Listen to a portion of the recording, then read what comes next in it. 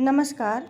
आज मैं सुभद्रा कुमारी चौहान जी द्वारा रचित एक कहानी लेकर आई हूँ जिसका शीर्षक है परिवर्तन। प्रस्तुत है कहानी। ठाकुर खेत सिंह।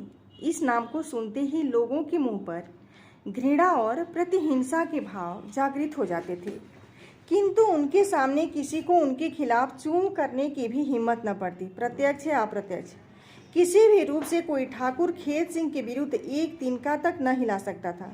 खुले तौर पर उनके विरुद्ध कुछ भी कह देना कोई मामूली बात न थी। दो चार शब्द कहकर कोई ठाकुर साहब का तो कुछ न बिगाड़ सकता, परंतु अपनी आफत अवश्य बुला लेता।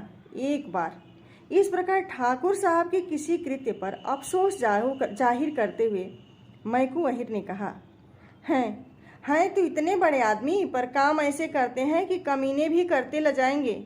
बस इतना कहना था कि बात नमक मिर्च लगाकर ठाकुर साहब के पास पहुंच गई और बेचारे मैकू की सामत आ गई। दूसरे दिन ड्योढ़ू पर मैकू बुलाया गया।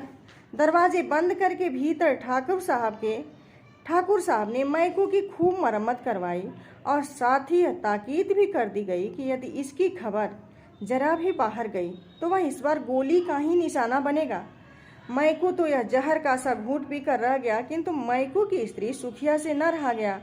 उसने 10-20 खरी खोटी बककर ही अपने दिल के फफोले फोड़े, किंतु यह तो असंभव था कि सुखिया 10-20 खरी खोटी सुना जाए और ठाकुर साहब को इसकी खबर न लगे। नतीजा यह हुआ कि उसी दिन रात को मैकू के झोपड़े में आग लग गई और उसकी गेहूं की लहलहाती हुई फसल घोड़ों से कुचलवा दी गई। दूसरे दिन बेचारे मैकू को बोरिया बांधकर यह गांव ही छोड़ना पड़ा।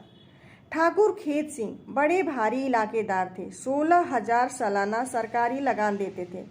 दरवाजे पर हाथी झूमा करता था। घोड़े, गाड़ी, मोटर और भी न जाने क्या क्या उनके पास था। 2 संतरी कीरच बांधे 24 घंटे फाटक पर बने रहते। जब बाहर निकलते सदा 10-20 लठैत जवान साथ होते। उस इलाके में न जाने कितने बैठे बैठे मुफ्त खा रहे थे और न जाने कितने मटिया मेट हो रहे थे, पर इस पर टीका टिप्पणी करके कौन आफत मोल ले। ठाकुर साहब का आतंक इलाके भर में छाया हुआ था। उनकी नादिर शाही को कौन नहीं जानता। किसी की सुंदर बहू बेटी ठाकुर साहब की नज़र तले पड़ भर जाए और उनकी तबीयत आ जाए तो फिर चाहे आकाश पाताल एक ही क्यों न करना पड़े, किसी न किसी तरह वह ठाकुर साहब के जनाने खाने में पहुंच ही जाती थी। स्टेशन पर भी उनके गुर्गे लगे रहते, जो सदा इस बात की टोह में रहते कि कोई सुंदरी स्त्री यहाँ पर आ जाए तो वह किसी प्रकार बहकाकर धोखा देकर ठाकुर साहब के जनान खाने में दाखिल कर दी जाए। इसके लिए उन्हें इनाम दिया जाता था। उड़ाया हुआ माल जिस कीमत का होता, इनाम भी उसी के अनुसार दिया जाता था। ठाकुर साहब के सब रिश्तेदार उनकी इन हरकतों से उनसे नाराज रहते थे। प्रायः उनके घर का आना जाना छोड़ सा दिया था, किंतु ठाकुर साहब अपनी वासना और धन के मद से इतने दीवाने हो रहे थे कि उनके घर कोई आवे चाहे न आवे, उन्हें जरा भी परवाह न थी। हेत सिंह ठाकुर साहब का चचेरा भाई था। छुटपन से ही वह ठाकुर साहब का आश्रित था। ठाकुर साहब हेत सिंह पर स्नेह भी सगे भाई की तरह रखते थे। वह बीए फाइनल का विद्यार्थी था। बड़ा ही नेक और सचरित्र युवक था। ठाकुर साहब के इन कृत्यों से हेत सिंह को हार्दी घृणा थी। प्रजा पर ठाकुर साहब का अत्याचार उससे सहा न जाता था। एक दिन इसी प्रकार किसी बात से नाराज होकर उसने घर छोड़ दिया। कहाँ गया कुछ पता नहीं। ठाकुर साहब ने कुछ दिन तक तो उसकी खोज करवाई, फिर उन्हें इन व्यर्थ की बातों के लिए फुर्सत ही कहाँ थी। वे तो अपना जीवन सफल कर रहे थे। 1 वर्ष बाद एक दिन फिर वह गांव में आया और उसी दिन ठाकुर साहब के यहाँ एक कुम्हार की नवविवाहिता सुंदर बहू उड़ाकर लाई गई थी। कुम्हार के घर हाय हाय मची हुई थी। उसी समय हेत सिंह उधर से निकले। उन्हें देखते ही कुम्हार ने उनसे अपना दुखड़ा रोया। हेत सिंह का क्रोध भी ताजा हो गया। इसी प्रकार एक किस्से से नाराज होकर हेत सिंह ने घर छोड़ा था। कहाँ तो वह भाई से मिलकर पिछली नाराजगी को दूर करने आए थे, कहाँ फिर वही किस्सा सामने आ गया। वही प्रतिहिंसा के भाव फिर से हृदय में जागृत हो उठे। घृणा और क्रोध से उनका चेहरा लाल हो गया। जेब में हाथ डालकर देखा, रिवाल्वर भरा हुआ रखा था। अब हेत सिंह घर पहुंचे उस समय ठाकुर साहब अपने मुसाहिबों के साथ बैठे थे। हेत सिंह को देखते ही बड़े प्रसन्न होकर बोले, आओ भाई हेत सिंह, कहाँ थे अभी तक? बहुत दिनों में आए, बिना कुछ कहे सुने ही तुम कहाँ चले गए थे? हेत सिंह ने ठाकुर साहब की किसी बात का उत्तर नहीं दिया। वह तो अपनी ही धुन में था। बोला, भैया, क्या मनका कुम्हार की बहू घर में है?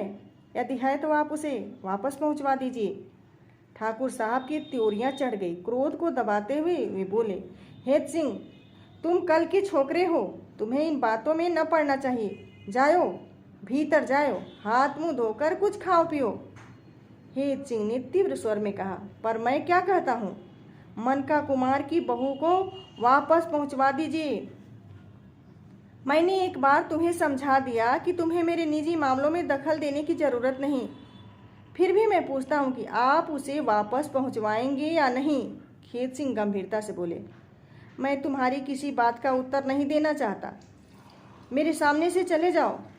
हेत सिंह अब सह न सके। जेब से रिवॉल्वर निकालकर लगातार 3 फायर किए, किंतु तीनों निशाने ठीक न पड़े। ठाकुर साहब जरा ही इधर उधर हो जाने से साफ साफ बच गए। हेत सिंह उसी समय पकड़ा गया। हत्या करने की चेष्टा अपराध में उसे 5 साल की सख्त सजा हो गई।